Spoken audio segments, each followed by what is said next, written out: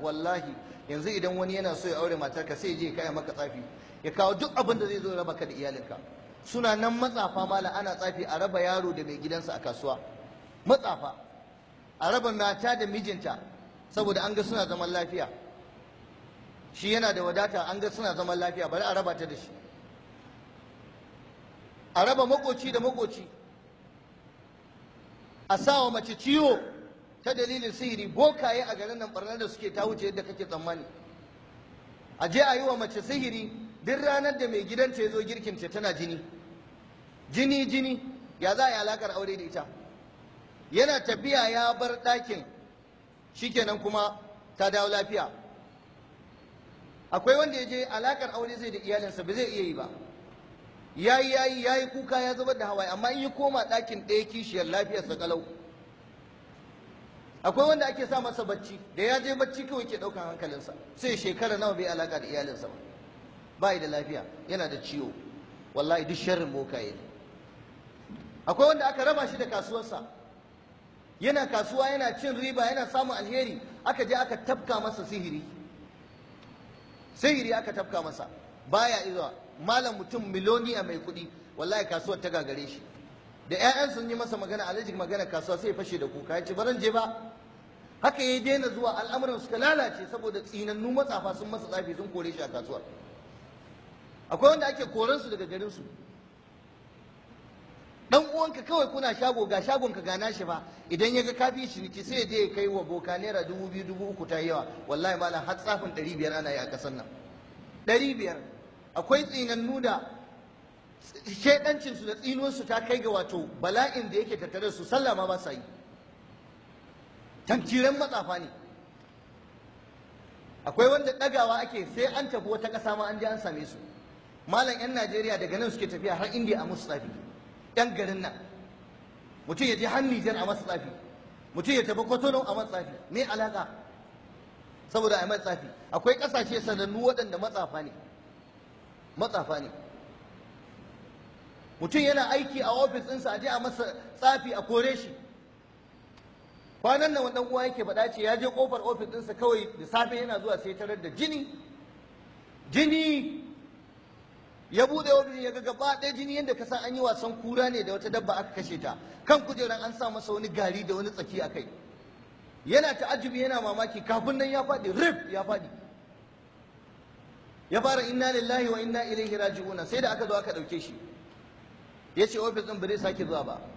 Darakta idan kana nema a wani wuri sai wanda kuke kwantastin da shi sai ma tsafi. Idan an ga kana tashi sai a maka. Akwai yaro yana jami'a yana karatu, yake ja, wallahi abokanin suka je suka haɗa kuɗi aka yi matsafi aka karya shi. Akwai yarinya da aka yi mata wannan, ƙwaron yarinya ce mai zance mai ƙoƙari, likitanci take karantawa, amma aka yi mata sihiri aka mata tsafi. Idan ta zo za ta fara karatu sai ciwon kai, karatun da ya gagara bai zai yiwu kenan. Malam suna nan malam waqa'i masu tarin yawa. Akwai wanda dan uwansa ne masa sihiri, dan uwan saboda abin duniya kullum.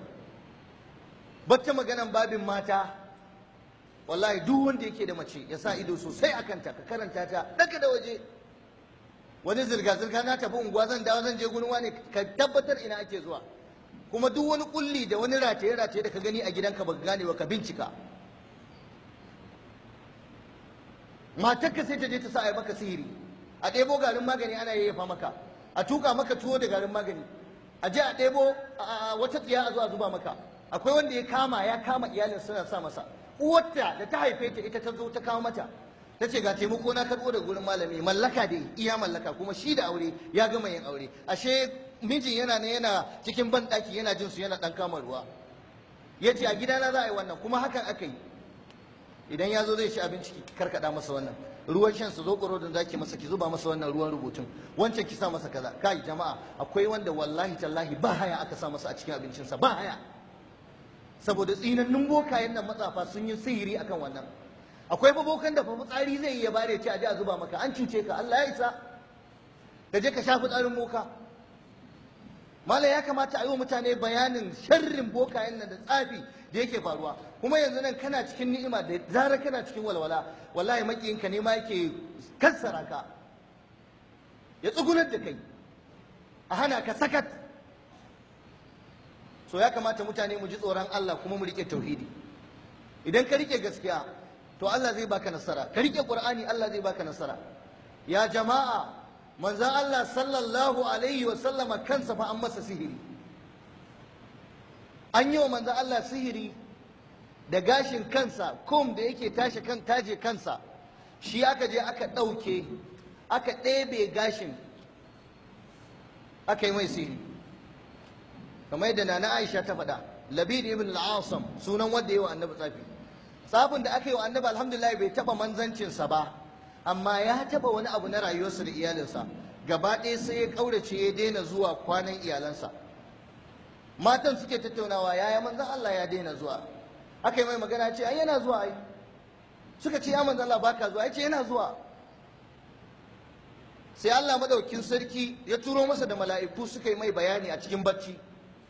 Mala'iku guda biyu shine sababin saukar qul a'udhu birabbil falaq da nasi. Cewa rajulun matbub, ɗaya mala'ika ya ce ai wannan mutumin ai an mai sihiri. Sai mala'ika yake tambaya waye ya yi mai sihirin, sai aka faɗi sunan wanda ya yi annabi sihirin. A ina aka kai? An samu wata tsohuwar rijiya ce a Madina aka binne. Sai da annabi ya sa aka tone rijiyar aka ɗauko abin aka lalata shi. To wannan ɗaya ne daga cikin hanyoyin lalata sihiri. Sai an ciro shi an ƙone shi an lalata shi. Annabi an yi masa wannan. Duk da faɗin Allah wallahu ya asimuka minan nas. Akwai wani wanda zai zo da kikirji ya ce shi ba a isa mai sihiri ba, wallahi kai dai ka riƙe Allah kama addu'a kwar. Akwai wanda ciwon kai za a yi ta sa masa kwata-kwata. Akwai wanda haihuwa za a hana mashi. Akwai wanda aure za a hana masa. Akwai matan da kawai rikici suke tsakanin uwarta da kishiyarta, ta ce kyayi auren mu gani. Akwai wanda ya karo kishiya aka ce to sai ka yi auren, sai ka je ka karo kishiyan, gaba ɗaya gabansa aka je aka kashe. Da sharrin waɗannan mutane da muke magana akan su bokaye, abin da ya fi komai ciwo malam yanzu a garin nan akwai masallatan da wallahi bokaye ne limama. Boka matsafi shine limamin. Me yanka jaki su sa mutane su ta tsirara, tsakar dare ka ga mutum a garin nan zigidir yana tsirara yana yawo, an ce ya je wani guri saboda boka ya ce ya je. Akwai wanda aka kama shi a kasuwa yana zina da mahaukaciya da daddare karfe 3, ma'aikata masu gadi suka kama shi, da ya ci uban duka sai ya ce ai malaminsa ne ya bashi maganin samun arziki da rashin talaucewa shine ya samu mahaukaciyar kasuwa ya zina da ita. Duk matsafa suna yin wannan abin. Akwai wanda ake ba su luwaɗi, cewa idan ka je kana luwaɗi baka talaucewa, kuma idan kana luwaɗi mulkin ka baya kubucewa. Duk wannan babi ne na matsafa malam. Yanzu mulki idan mutum yana yi mulki yana son mulki, wai sai ya je wurin boka ya masa tsafi. Akwai wanda aka ce an ce in zai samu mulki sai ya kawo dan mutum, ya ce dan mutum boka ya ce wani abu ne in ba za ka yi ba za a kawo maka. Hakan kuma aka je aka kawo masa. Wallahi akwai a dattijo, akwai a nan masallacin dattijon da yake gaya mu, wallahi wani bawan Allah dan majalisa kullum yake nema a kasar nan, ya daga ya je wani gari ne yana neman a yi masa magani don ya samu mulki. Aka ce sai ya kawo yaro jariri sabon haihuwa,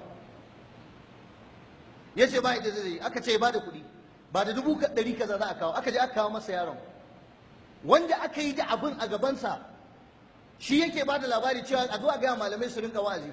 Yaron nan jariri aka ɗauko shi a kabari aka tono shi, a turmi suka sa jaririn nan, a turmi suka sa shi a turmi, suka sa masa garin magani, suka kirbe shi, suka zuba masa rubutun sha, aka ɗauka aka bawa wannan mutumin, aka ce gashi nan ya je mulki ya gama samu, kuma wallahi sai dai samu mulkin. Abuja yake son tafiya kuma an yi masa, an nike masa jariri ya ci jariri. Malam daga nan wallahi sai mu kai har isha'i labarin matsafa da sharrin tsafi da ake a ƙasar nan. So ya kamata mutane mu ji tsoron Allah, mu rike tauhidi kuma mu rike gaskiya.